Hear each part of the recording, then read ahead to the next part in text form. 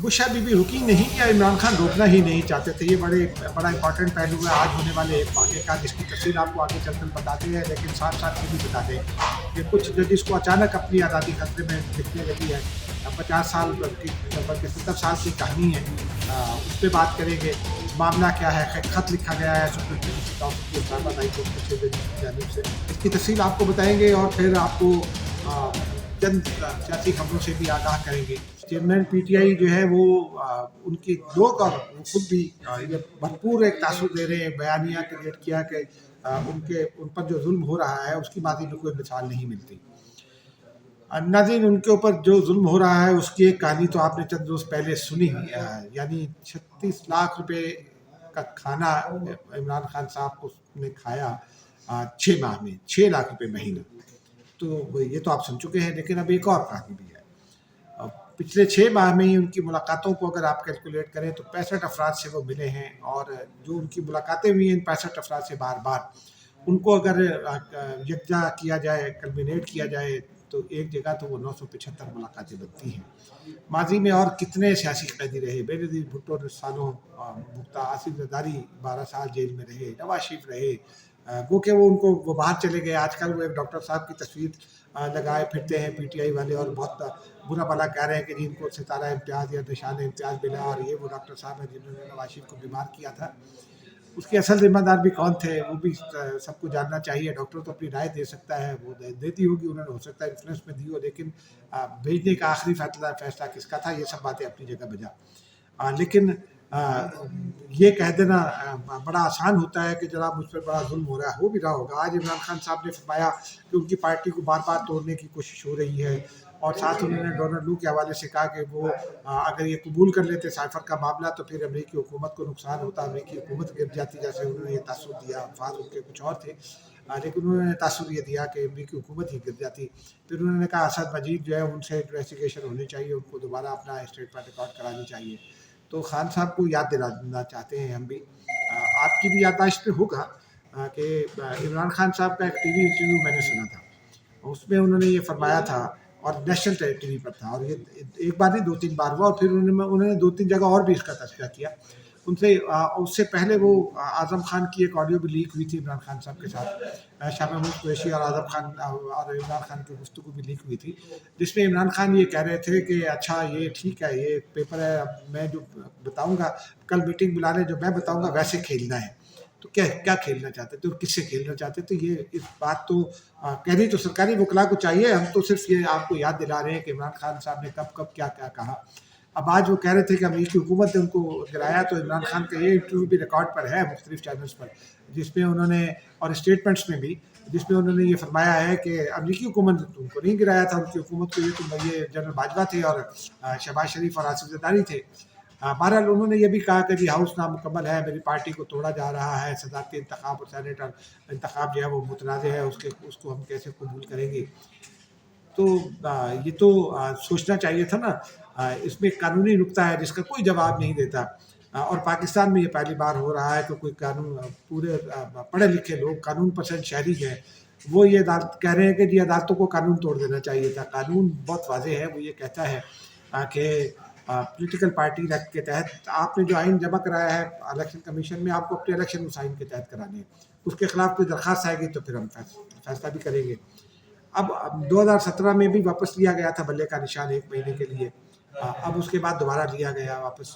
ये सब कहानी आप सुन चुके हैं, लेकिन जो दबाव डाला जा रहा है नाज़रीन, वो किसके ज़रिए डाला जा रहा है? क्या शेर अफजल मरवत के ज़रिए डाला जा रहा है? क्या जिन पर उनकी पार्टी के साथी इल्ज़ामात लगाते हैं? क्या बैरिस्टर गौहर के ज़रिए लगाया जा रहा है जिनके खिलाफ उनकी पार्टी के लोग सरगर्म में हैं? क्या अली जफ़र के ज़रिए दबाव डाला जा रहा है, जो इलेक्शन कमीशन में इमरान खान साहब के वकील होते हैं, और वो ये वहाँ तस्लीम करते हैं कि जी हाँ जी ये तो इलेक्शन जो हुआ, ये जो चीफ इलेक्शन कमिश्नर थे ये गैर आइनी तौर पर अपॉइंट हुए, ये हमारे आइन के मुताबिक अपॉइंटमेंट इनकी नहीं थी। या आमिर खान साहब जो ये आकर तस्लीम कर लेते हैं कि जी मैं भी बानी मेंबर हूँ और अकबर अस्बाबत भी बानी मेंबर हैं, या और इस तरह के लोग जो आइन और कानून की बात भी करें। आमिर खान साहब को तो मैं बड़ा कमेंट करता हूँ, बहुत सच बोलते हैं और बहुत अच्छे आदमी हैं, और उनके जद्दोजहद पे पीटीआई के लिए आइन और कानून की बात करते हैं। तो क्या ये सब जिम्मेदार हैं इसको तोड़ने के? یا پھر کوئی ضد ہے یا ہٹ دھرمی ہے، فیصلہ سازی مسلط کرنے کی کوشش ہے، جو بھی ہے بہرحال دیکھتے ہیں کہ کیا ہوتا ہے ناظرین۔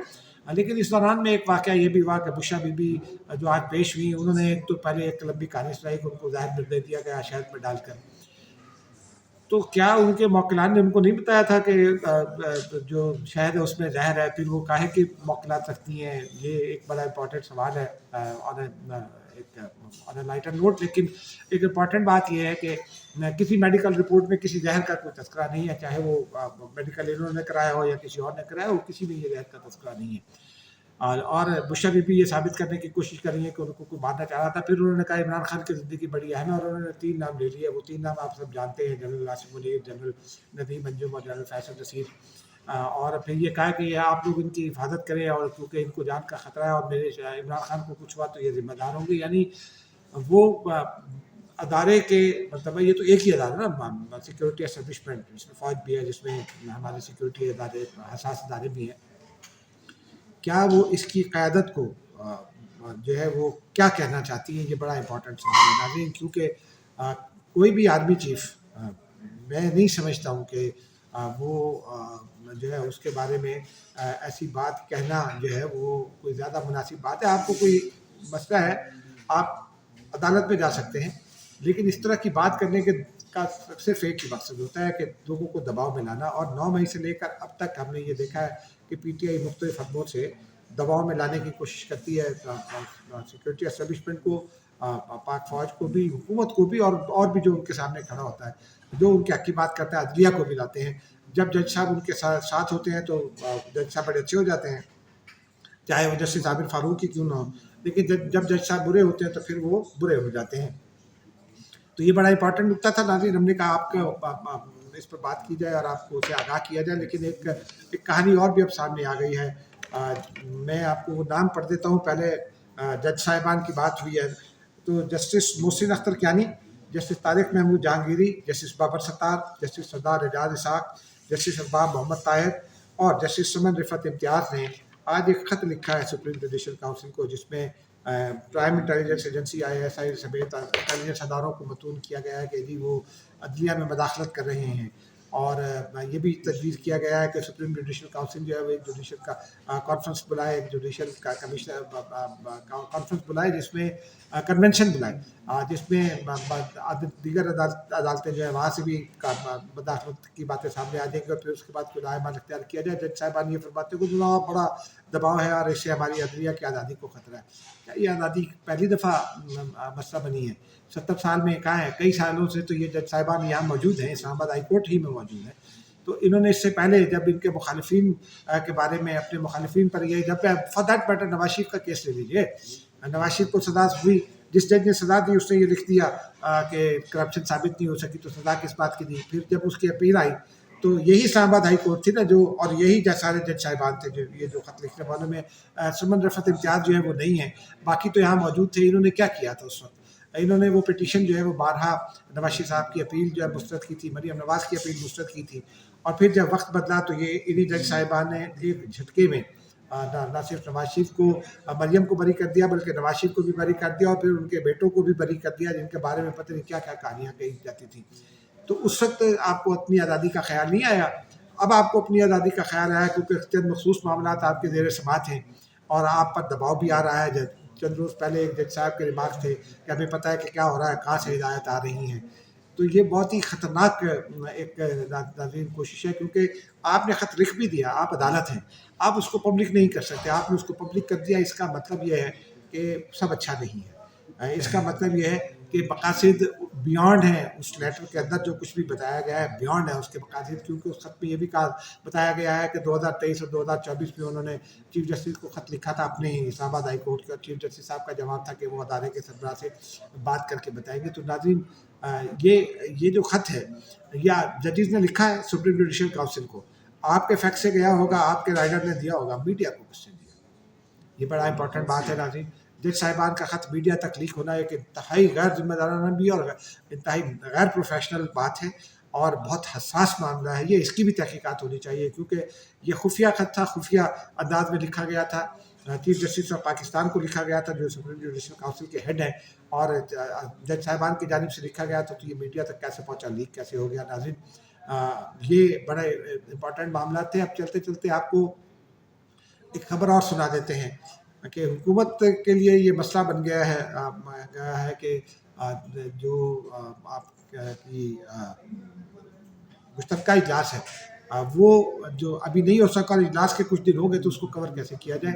اجلاس بلانے کی منصوبہ بندی کی جا رہی ہے، لیکن اعلیٰ حکومتی حلقوں میں ایک بحث چل رہی ہے کہ ایک آرڈیننس جاری کر دیا جائے جس میں ان جو پچھلے دن گزر گئے ہیں ان کو کور دے دیا جائے۔ لیکن پرابلم یہ ہے کہ پارلیمنٹ تو موجود ہی نہیں ہے، اور پارلیمنٹ کا جو ایوان ہے اس سے کچھ تو کارروائی اپنی کرنی تھی، کیونکہ حلف برداری ہونی تھی، انتخاب ہونا تھا وزیر اعظم کا، اسپیکر کا انتخاب ہونا تھا، کابینہ کا انتخاب ہونا تھا، صدر کا انتخاب ہونا تھا، تو یہ سارے معاملات جو ہیں یہ ہونے ہیں۔